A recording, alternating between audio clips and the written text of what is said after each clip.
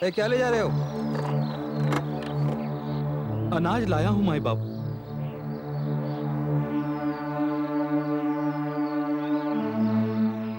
ए बालक, कौन है तू?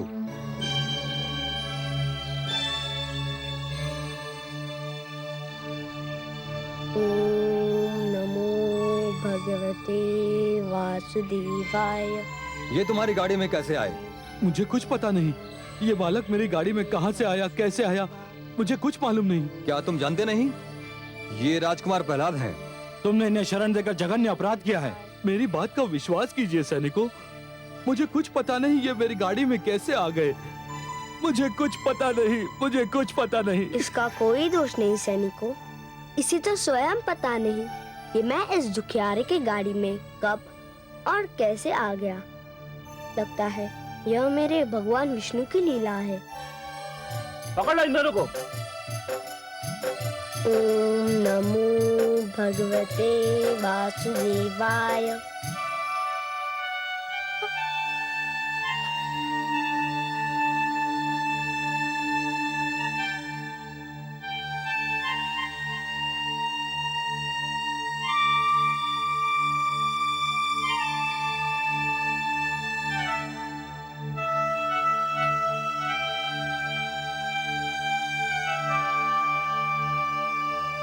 महारानी जी, महारानी जी, महारानी जी, बहुत शुभ समाचार है। क्या समाचार है? राजकुमार प्रहलाद जीवित और सुरक्षित हैं। क्या? कहाँ है वह? कहाँ है मेरा पुत्र? उन्हें एक किसान की गाड़ी में पाया गया। भगवान हिरण्यकशिपु के सैनिक उन्हें और किसान को लेकर भगवान के समक्ष गए हैं। तो फिर क्या लाभ? वे उसे फिर मार डालने की चेष्टा करेंगे। परंतु ये क्या कम है महारानी कि राजकुमार के प्राण बच गए हैं। ऊंचे पर्वत से गिरकर कौन बचता है? तू सच कह रही है चित्रा। अब मुझे भी अपने पुत्र के विश्वास पर विश्वास होने लगा है। मेरा पुत्र सच्चा है। मुझे उसके पास जाना चाहिए। मुझे उसके पास जाना चाहिए।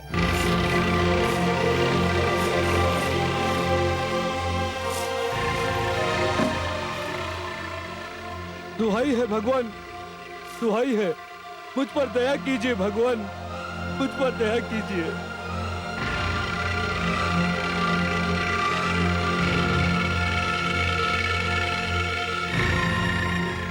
हे सर्वशक्तिमान, देखिए ये सैनिक मुझ पर कैसा अन्याय कर रहे हैं। मुझे पता नहीं मेरी गाड़ी में ये बालक कब और कैसे आया, और ये लोग कह रहे हैं कि ये आपका पुत्र राजकुमार प्रहलाद है और मैंने इसे शरण देकर जघन्य अपराध किया है। मुझ पर दया कीजिए भगवान, मुझ पर दया कीजिए, दया कीजिए भगवान, मुझ पर दया कीजिए।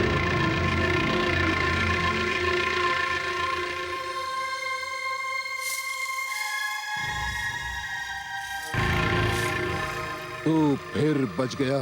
हाँ पिताश्री, आपका आशीर्वाद है। कैसे बच गया तू? इसलिए पिताश्री, क्योंकि मारने वाले से बचाने वाला अधिक बड़ा होता है। मुझे मेरे भगवान विष्णु ने बचा लिया। दुष्ट, ये जान ले, भली भांति जान ले कि यदि तेरे विष्णु की यह इच्छा है कि तू मरने न पाए, तो मेरा यह संकल्प है कि तू जीवित न रहने पाए। देखता हूं कब तक तेरा विष्णु तुझे बचाता है, कब तक। पुत्र, मेरा पुत्र, पुत्र, पुत्र, मेरा पुत्र। सेनापति अश्वमित्र, आज्ञा भगवान। इस कृषक को मुक्त कर दिया जाए, इसका कोई दोष नहीं। भगवान हिरण्यकशिपु की जय।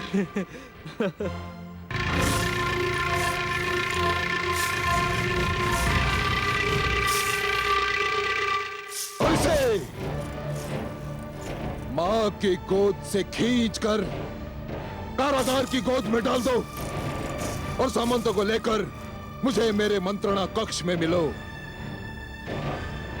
अब इस दुष्ट के जीवन का अंतिम निर्णय मैं स्वयं करूंगा।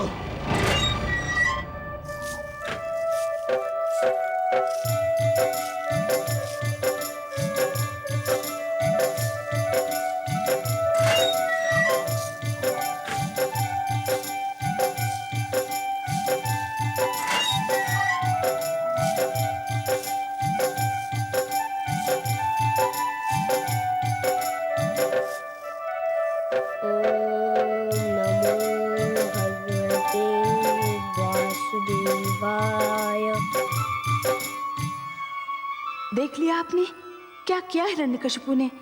मैं कह रही थी कि पुत्र प्रहलाद को जीवित देखते ही दुष्ट हिरण्यकशिपु क्रोधित हो जाएगा। आप तो जानती हैं महादेवी कि जिस प्रकार बिच्छू की प्रवृत्ति होती है डंक मारना, उसी प्रकार एक दुष्ट दुष्टता के बिना नहीं रह सकता। हिरण्यकशिपु अत्याचार के अतिरिक्त और कर भी क्या सकता है देवी? और आप कह रहे थे कि आपने मेरे पुत्र के प्राणों की रक्षा की है, उसे पर्वत से नीचे गिरने से बचा लिया है। यह भी तो संभव है देवी कि अब प्रहलाद की कथा और भी रोचक हो जाए।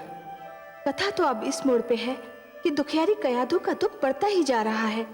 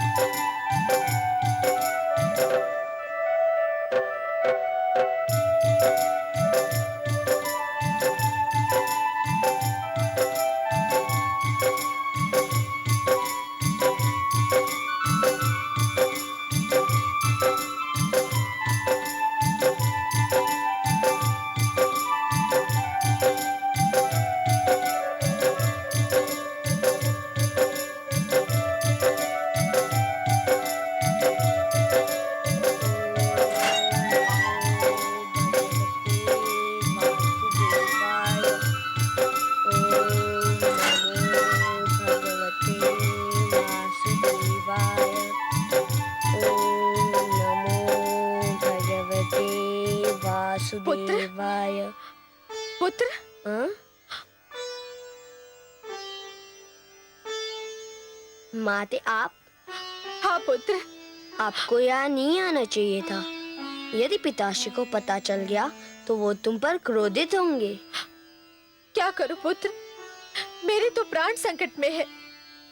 पति के क्रोध की भी चिंता है और पुत्र का प्रेम चैन नहीं लेने देता। पुत्र, क्या तुम्हें अपने जीवन से प्यार नहीं? क्यों नहीं माते? जीवन तो ईश्वर का सबसे अनुपम उपहार है। जीवन किसे प्यारा नहीं होता?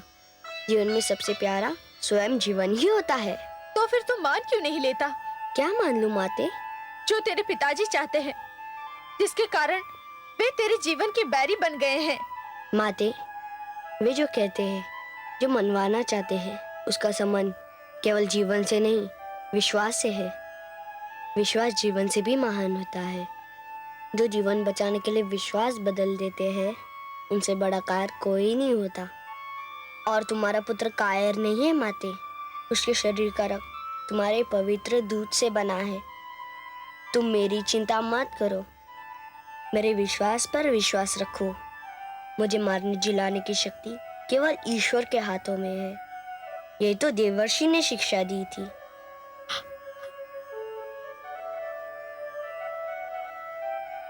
बहुत देर हो गई महारानी जी। महाराज के आदेश के विरुद्ध मैंने आपको राजकुमार से मिलने दिया। कृपया आप जाइए, नहीं तो मेरे प्राण संकट में पड़ जाएंगे।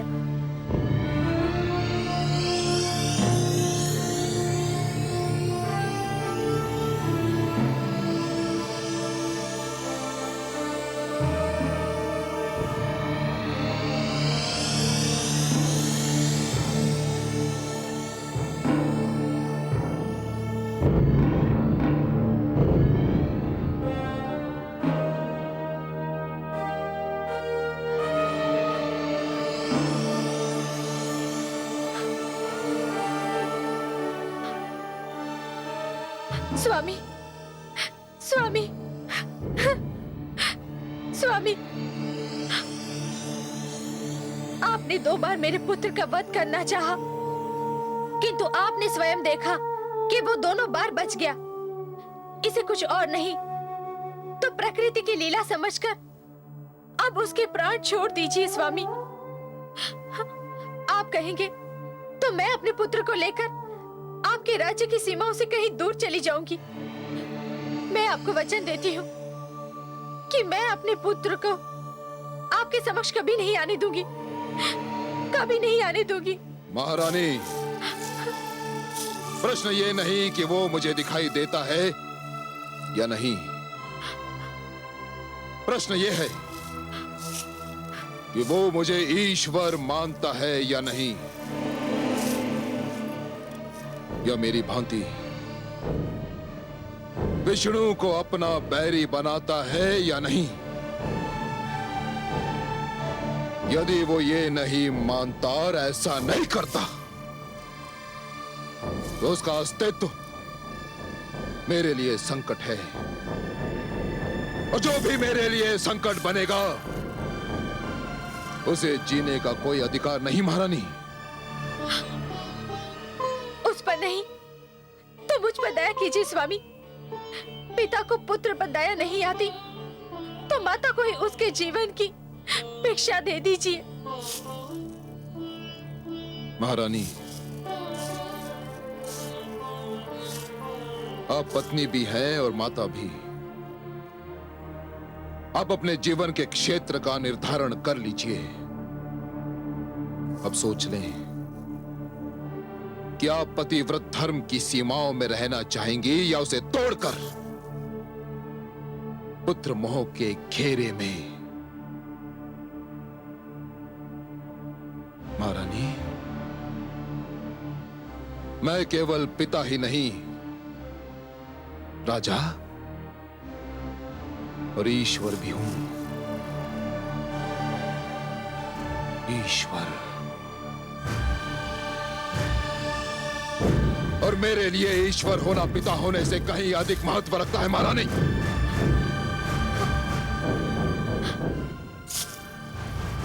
मैं एकांत चाहता हूं।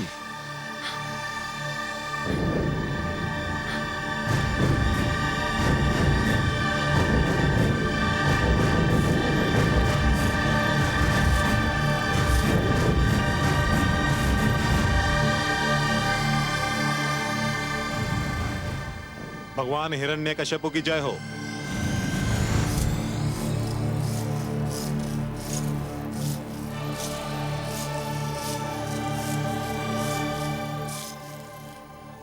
भगवान, मेरी तो बुद्धि ही कार्य नहीं कर रही।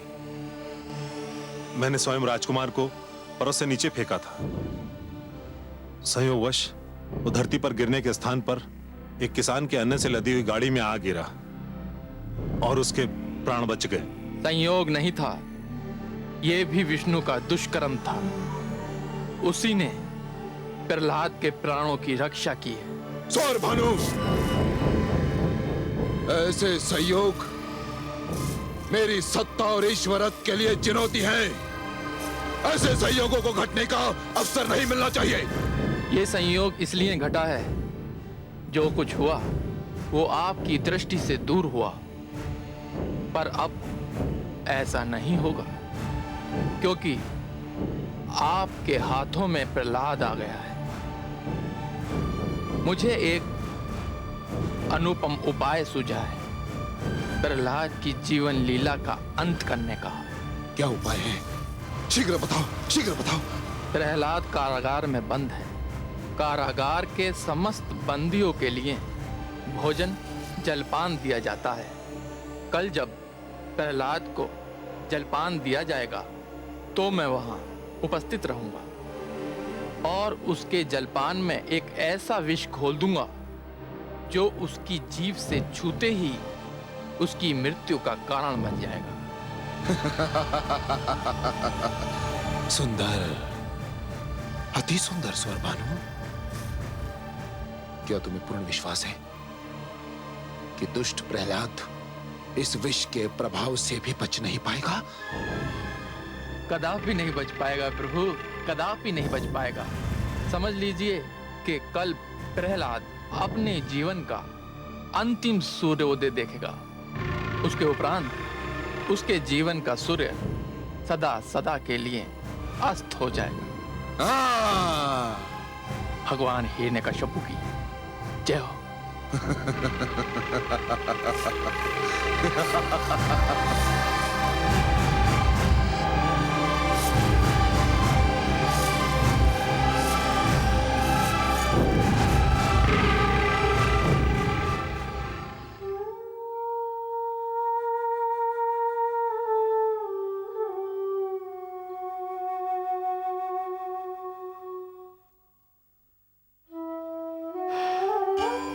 नारायण नारायण। हे देवर्षि, मेरा पुत्र सकुशल तो है? अभी तक तो है माते, पर कल क्या होगा ये कोई नहीं कह सकता। क्यों? अब दुष्ट हिरण्यकशिपु कौन सा षड्यंत्र रच रहा है मेरे पुत्र के विरुद्ध? माते, हिरण्यकश्यपु अब स्वरभानु के परामर्श पर चल रहा है। और क्या परामर्श दिया है उस दुष्ट ने? सत्य कहा आपने माते, दुष्टों के परामर्श भी दुष्ट होते हैं। स्वरभानु ने परामर्श दिया है कि प्रहलाद के भोजन में विष मिला दिया जाए। जैसे ही प्रहलाद भोजन करेगा, विष के दुष्प्रभाव से वह दम तोड़ देगा। नहीं, ये असंभव है, ऐसा नहीं हो सकता। मैं उसे ऐसा कदापि नहीं करने दूंगी।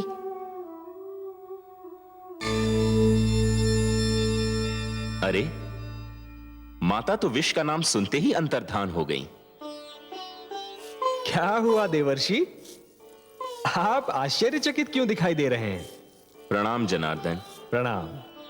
मैं तो माता को यह सूचना देने आया था कि हिरण्यकश्यपु पुत्र प्रहलाद के वध की योजना बना रहा है, पर माता तो अंतर्धान हो गई। मैं सब देख चुका हूं देवर्षि, परंतु वह मूर्ख हिरण्यकश्यपु क्या जाने कि प्रहलाद के जीवन की योजना तो स्वयं आदि प्रजापति ब्रह्मा बना चुके हैं। उससे तो केवल अपने जीवन के विषय में सोचना चाहिए देवर्षि। पर उसे तो मेरे पिताश्री ब्रह्मा ने पहले ही जीवन का दान दे दिया है। पात्र और अधरों के बीच यूं तो दूरी बहुत कम होती है देवर्षि, पर पात्र के अधरों तक पहुंचने के बीच बहुत कुछ हो सकता है ना। पर माता अचानक चली कहां गई? आपकी माता ममता के बिना रह नहीं सकती, और ममता की भावना चिंता के बिना रह नहीं सकती। विष का नाम सुनते ही मन में भोले शंकर की स्मृति जाग उठी होगी। गई होंगी उन्हीं के पास। नारायण नारायण।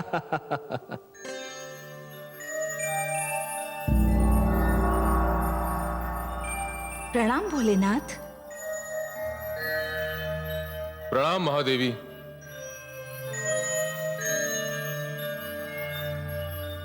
देवी, आप कैलाश पधारकर सदा मुझ पर उपकार करती हैं, पर मुझे दुख होता है क्योंकि आपको कष्ट उठाना पड़ता है।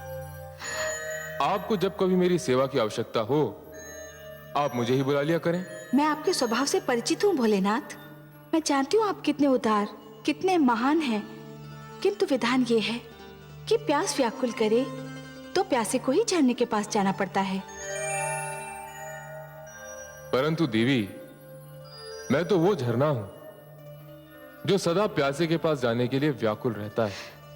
इसीलिए तो सब आपको आशुतोष और दानी कहते हैं। देवी, मैं आपके कैलाश पधारने का कारण जान सकता हूं? हे भोलेनाथ, सृष्टि में विष की जानकारी आपको सबसे अधिक है। विष के प्रभाव को रोकना केवल आप ही जानते हैं। मैंने अपनी आंखों से आपको हलाहल पान करते हुए देखा था। हाँ देवी, पर विष के प्रति आपकी रुचि का कारण क्या है?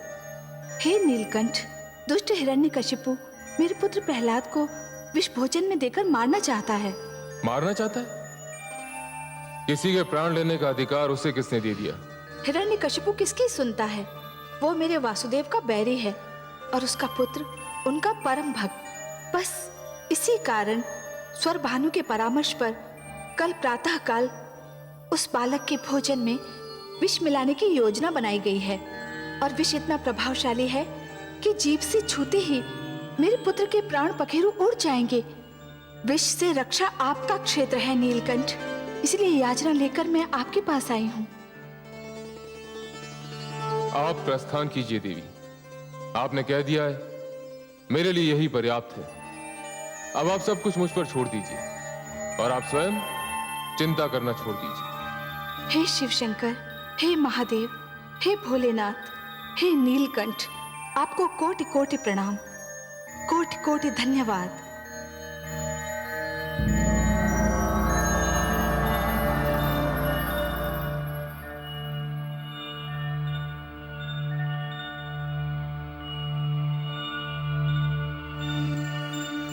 रुको दासी,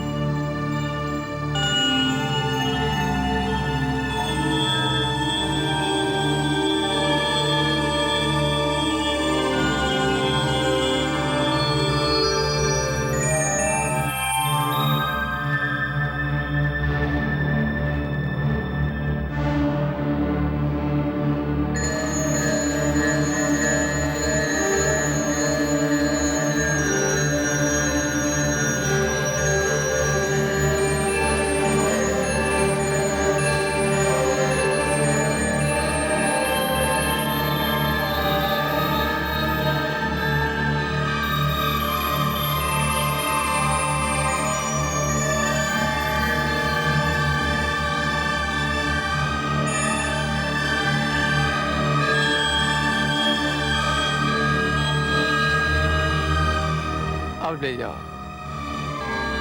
ठहरो, मैं भी तुम्हारे साथ चलती हूँ। क्यों? मेरा पुत्र कारागार में है, मैं कुछ और नहीं कर सकती, तो क्या अपने पुत्र को अपने हाथों से भोजन भी नहीं करा सकती? तो ये क्यों नहीं कहती कि तुम इसी बहाने अपने पुत्र से मिलना चाहती हो? पुत्र तो वो आपका भी है स्वामी, आप इसे माने या ना माने, किंतु यदि मैं उसे मिलना चाहूँ या देखना चाहूँ तो क्या ये कोई अनहोनी बात होगी? क्या आप संसार की किसी ऐसी माँ को जानते हैं जो अपने पुत्र से मिलने के लिए या उसे देखने के लिए व्याकुल न रहती हो? मेरे लिए वो केवल मेरा विद्रोही है, विद्रोही। किंतु मेरे लिए वह केवल मेरा पुत्र है। मुझे उससे घृणा है, अपार घृणा। मुझे उससे प्यार है। पिता पुत्र से क्रोधित हो सकता है, उसके प्रति कठोर और निर्दयी हो सकता है, पर माँ के मन में अपने पुत्र के प्रति स्नेह के अतिरिक्त और कुछ हो ही नहीं सकता। यदि माँ अपने पुत्र से रूठ भी जाए तो भी वह उसका भला ही चाहेगी।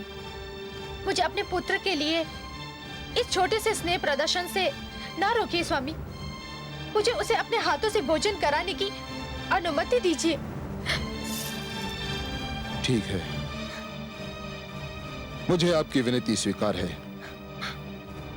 किंतु उसे भोजन करा के शीघ्र लौट आइएगा। जाइए। चलो दासी।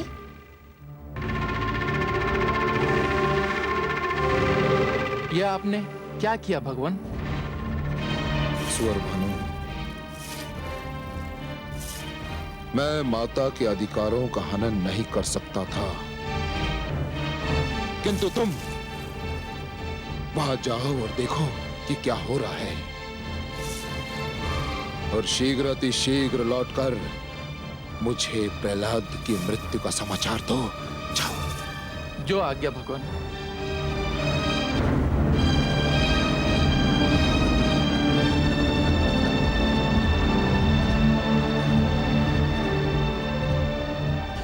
देखिए आपने हिरण्यकशिपु की क्रूरता सर्वेश्वर।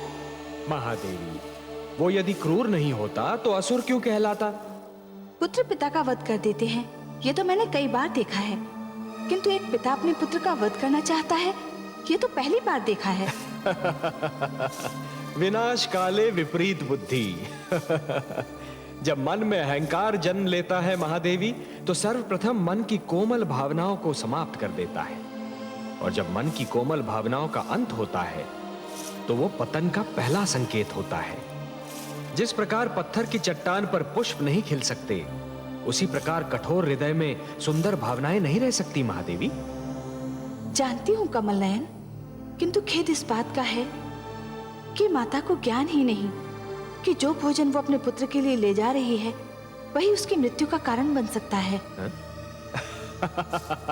महादेवी, किसी की मृत्यु का समय और मृत्यु का कारण विधाता भाग्य लेख में लिख देते हैं। विधाता के अतिरिक्त कोई भी और किसी की मृत्यु का कारण न बन सकता है और न बना सकता है।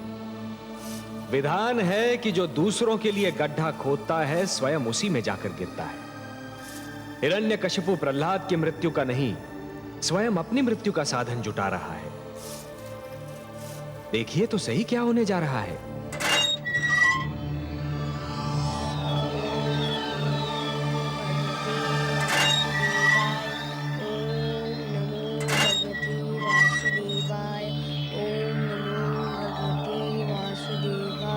पुत्र प्रहलाद, नमो भगवते वासुदेवाय। प्रणाम माते।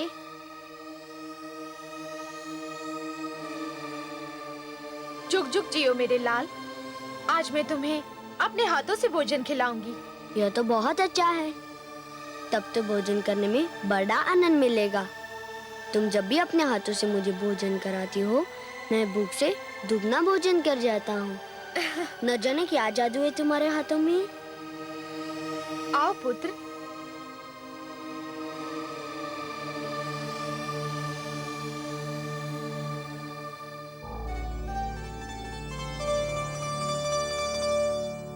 बड़ी कठिनाई से तुम्हारे पिताश्री ने तुम्हें मुझे अपने हाथों से भोजन कराने की अनुमति दी है। मैं तो ये सोचती थी कि न जाने कारागार में तुम भर पेट भोजन करते भी होगे या नहीं, इसीलिए मैं आज तुम्हें अपने हाथों से भोजन कराना चाहती थी। तो कराइए ना माते, भूख के मारे मेरा दम निकला जा रहा है।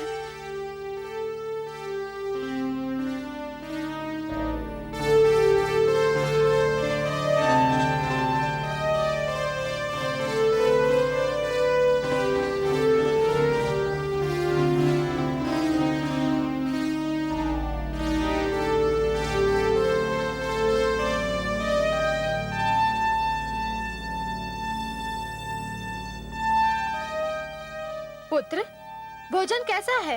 आहा, क्या स्वादिष्ट भोजन है। बड़ा आनंद आ गया। खीर, मेरी मन भावन खीर।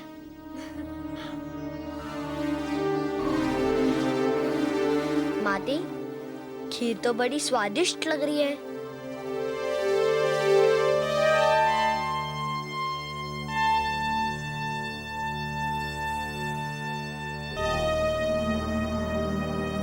पियो न पुत्र।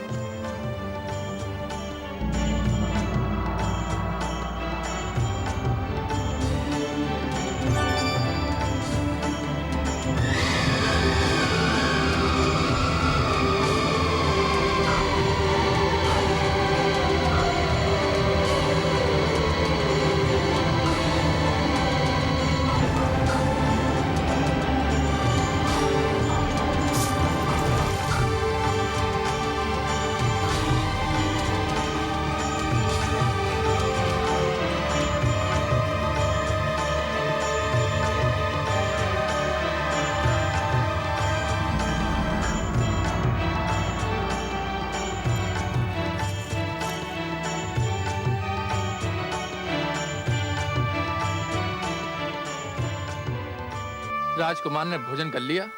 हाँ, किंतु उन्हें तो कुछ नहीं हुआ। वो तो सारी खीर जल की भांति पी गए। क्या?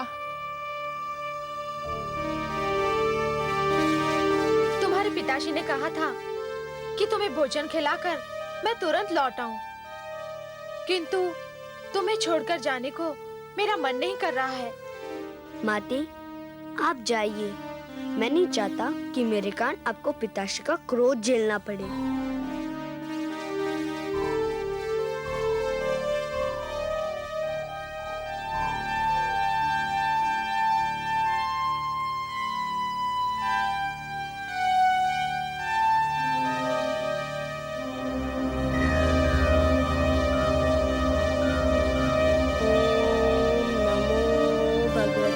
वासुदेवाय।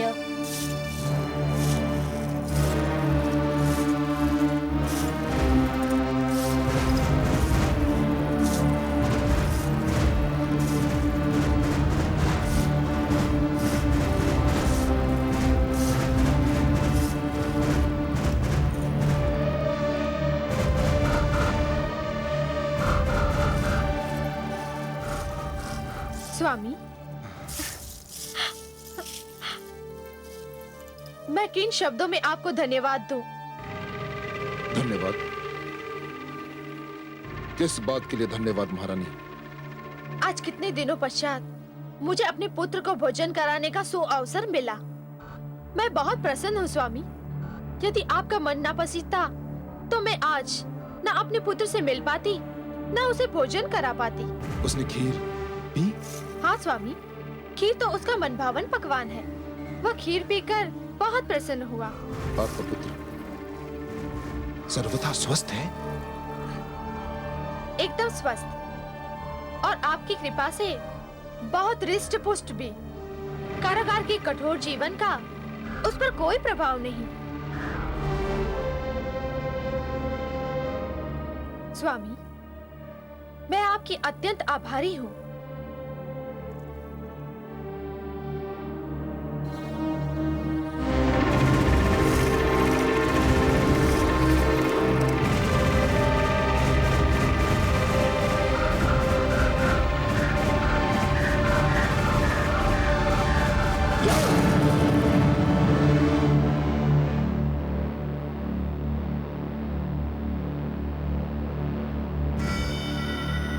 महारानी की जय हो।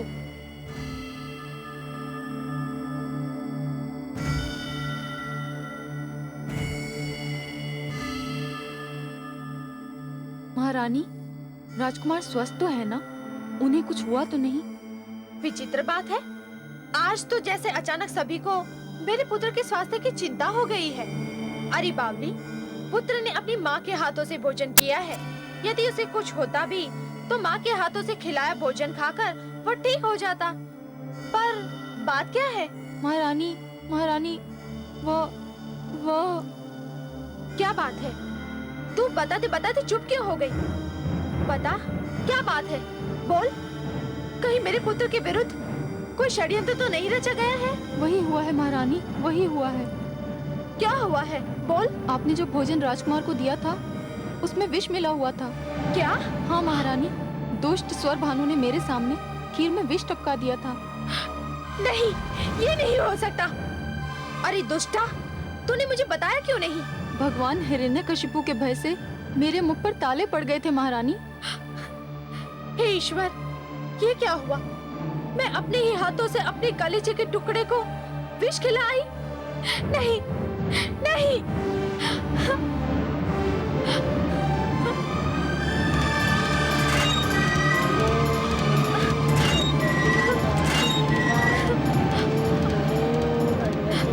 वासुदेवाय। पुत्र, पुत्र, नमो भगवते वासुदेवाय। क्या हुआ माते? पुत्र, तो बिल्कुल ठीक तो है ना? मेरे साथ आपका आशीर्वाद है, मुझे क्या हो सकता था? मेरा पुत्र, हे भगवान, आपका लाख लाख धन्यवाद। मेरे पुत्र को कुछ नहीं हुआ, कुछ नहीं हुआ मेरे पुत्र। क्या बात है माते? तूने जो खीर पी थी उसमें दुष्ट स्वर भानु ने विष मिला दिया था। मेरे तो प्राण पखेरु उड़ गए थे पुत्र, परंतु तू बच गया। तुझे कुछ नहीं हुआ मेरे पुत्र, तेरे विश्वास ने तुझे बचा लिया। माते, मैंने विष्णु भक्ति का कवच पहन रखा है, मुझे मेरे भगवान विष्णु ने बचा लिया। तुम पिताश्री के भय से कह नहीं पा रही हो, किंतु तुम भली भांति जानती हो कि कौन मेरी रक्षा कर रहा है, कौन मुझे बार बार बचा रहा है। तुम भले अपने मुख से नाम ना लो, पर मैं बार बार उसी का नाम लूंगा, विष्णु विष्णु विष्णु। ओम नमो